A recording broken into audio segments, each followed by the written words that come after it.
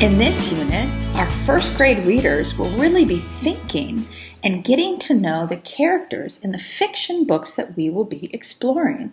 The more you understand a character, the more you understand the whole book. We'll be describing characters by thinking about what they do, what they say, how they think, and how they feel. We'll also be studying characters within the same books and across books to see how they're alike and how they're different. And we'll also focus on fluency, or how a character sounds when they're angry or when they're sad. In virtual school, this will look like us meeting in small groups over Zoom and reading books with different characters and really talking about them together. It will also look like us writing down our thinking about characters as we read at home and putting that on Seesaw or bringing that to our small groups. Sharing our thinking about characters and asking questions with each other is really going to help us understand better. We'll be reading lots of different books from different series like Scaredy Squirrel or Henry and Mudge. The more we become the characters, the more fun it is to read, and the more we understand. 3 ways that you might support your child at home with understanding characters more deeply in this unit. The first one we call read, learn, teach, and act. Your child will read, learn about a character, then teach you things about that character by acting things out. This can be by making a puppet show or putting on a play. It's fun if you all do it together. This is the perfect way to bring the character to life.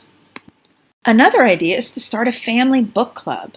Pick a book together or a series and set aside a special time each day to read and meet and talk about what you each noticed as you read the book.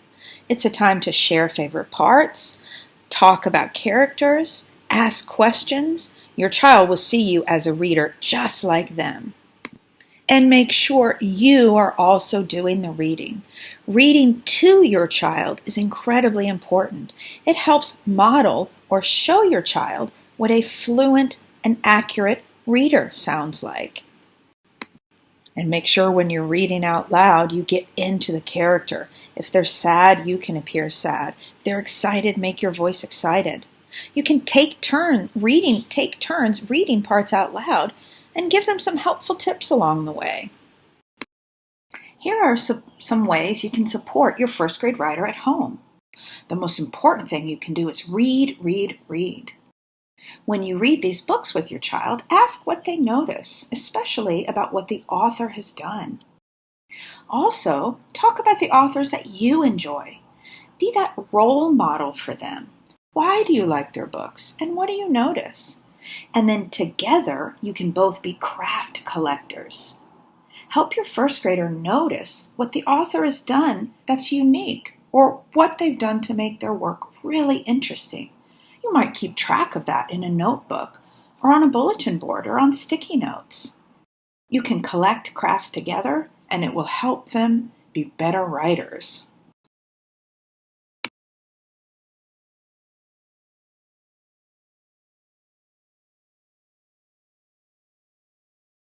In this unit, our first grade mathematicians will bring all of their learning together from our previous units about place value and addition and subtraction.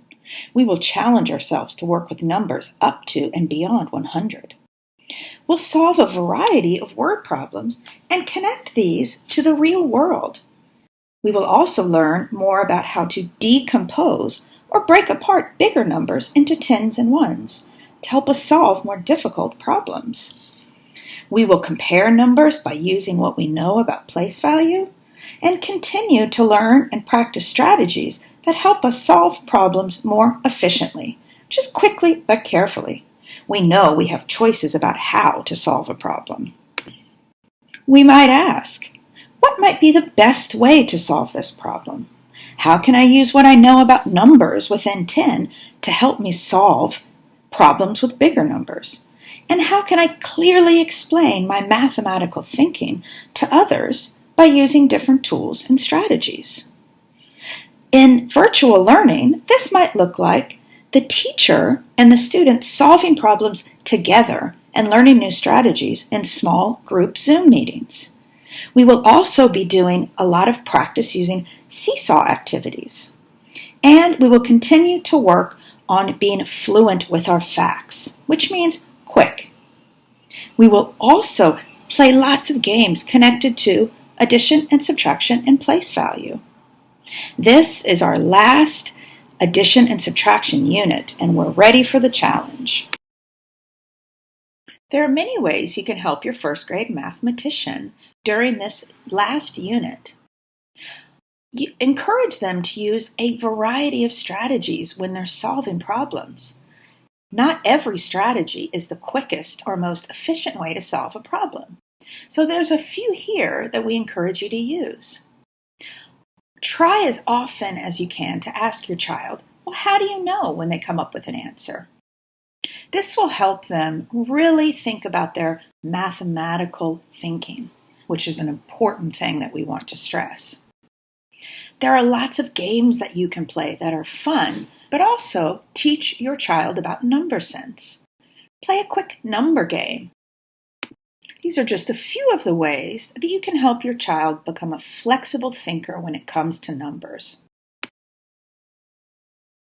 In this unit, our first grade scientist will study different living things and think about their features or body parts and what they do or how they act and how that connects to where they live or their environments. We might ask, what do they look like? How do they act? We will be thinking about what scientists do to help them learn more. Asking questions, making predictions, observing closely, and communicating their learning. We might ask, what are we curious about? What do living things need to survive? How do animals depend on each other and their environment to live?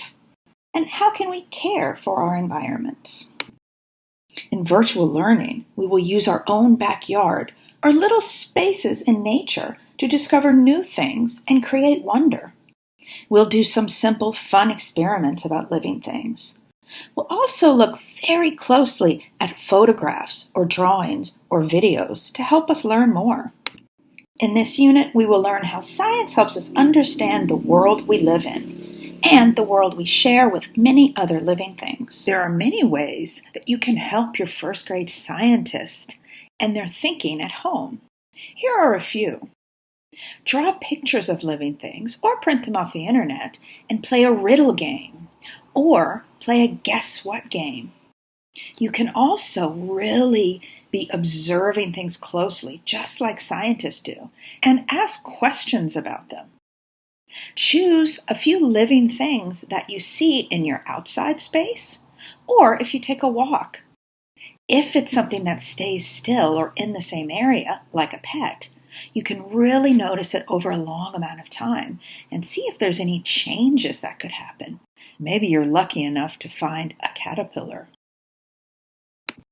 Encouraging your child to be curious and being a close observer of things are two really important tools that your child can use across their life. So go out and start wondering. Hi, I'm Angela Wong. And I'm Matt Enders, and we are the ES Music team for students in grades kindergarten through grade 5. During this time of virtual learning, we are focused on the following standards in your child's music learning. Performing with expression and proper technique, including singing, playing rhythms with found sounds, body percussion, and other available instruments, and decoding notated patterns and melodies. Helping students to evaluate and improve their work through critique and suggestions via videos uploaded to Seesaw. Sharing creative musical work, demonstrating knowledge of concepts, and, for example, student responses to creative movement prompts. Connecting to musical works and composers from various cultures, genres, and time periods. Students will have the opportunity to experience musical performances from all around the world, as well as from their peers, with our annual Music Share coming up at the end of the school year. And as mentioned before, we're always encouraging students to share their work with us on Seesaw so that we can see their progress and offer ideas for possible lesson extensions. On the next slide, we have listed some examples of how parents could support their child's music learning. We have already seen that when students engage in music with their parents, they are excited to involve them in their experiences. Thank you and happy music making! Hello, my name is Kylie Hatter. And I'm Jo Nichols, and we are the ES Art team. We have designed a virtual art program that ensures growth and success for each and every student at their respective stages of development. All lesson plans adhere to the National Core Art Standards, which are displayed here.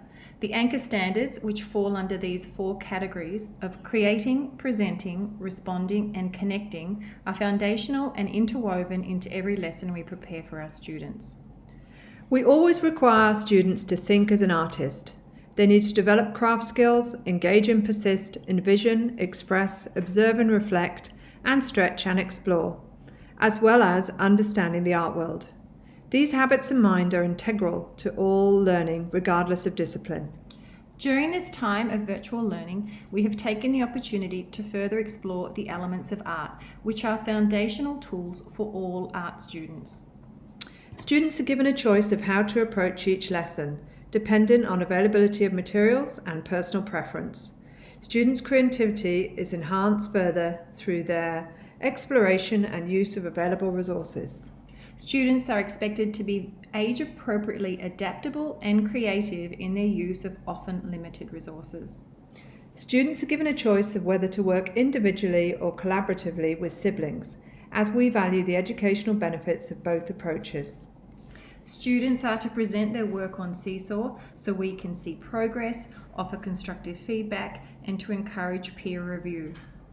Students' artwork is displayed for the wider community in the ES Online Gallery, which is accessible through the ES Art website. I'm Cameron Perry. I'm Lindsay Perry. And I'm Monty Major, and together we are the ISB Elementary School PE team. Our ISB standards are based on a blend of NASB standards from the U.S. as well as Ontario PE standards. During this time of virtual school, we have been able to continue our curriculum and have been deliberate in creating opportunities to focus on the standards listed on this slide. We strive to continually provide students with a wide array of options in regards to possible activities, giving them opportunity and ownership with voice and choice. These opportunities are provided on a daily basis and give students choices of how to continue demonstrating applicable fitness concepts and practices that contribute to healthy, active living. Additionally, we have purposefully selected learning opportunities that continue to emphasize health-related components of fitness, such as cardiorespiratory endurance, muscular strength and endurance, as well as skill-related components such as agility.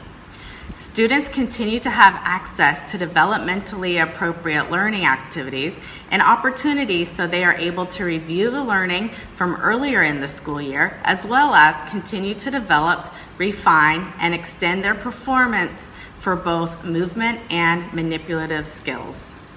The Centers for Disease Control and the World Health Organization recommend that children are active for at least 60 minutes daily.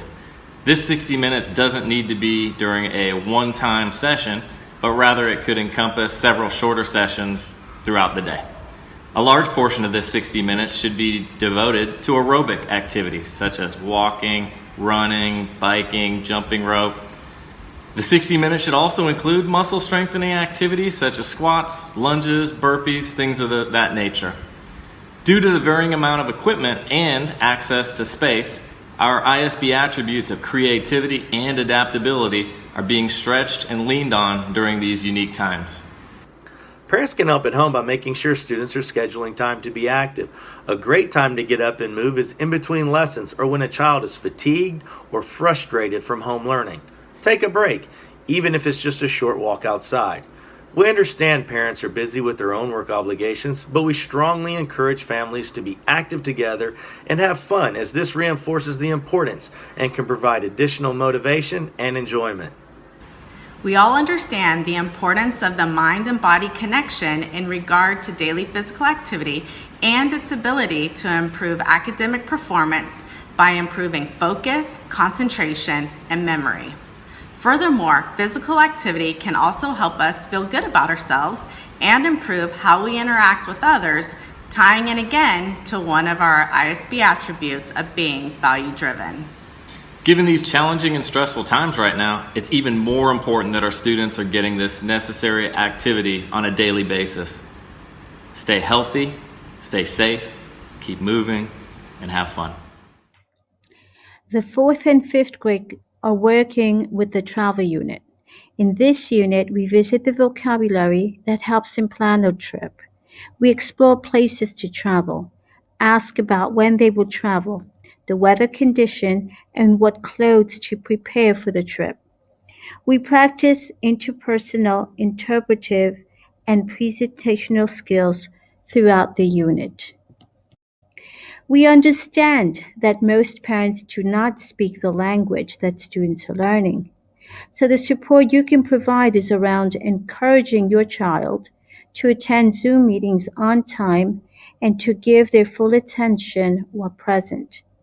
It is also important that students practice consistently using the activities provided by the teacher. Students are expected to push themselves to use learned vocabulary and grammar structures to enhance their current learning.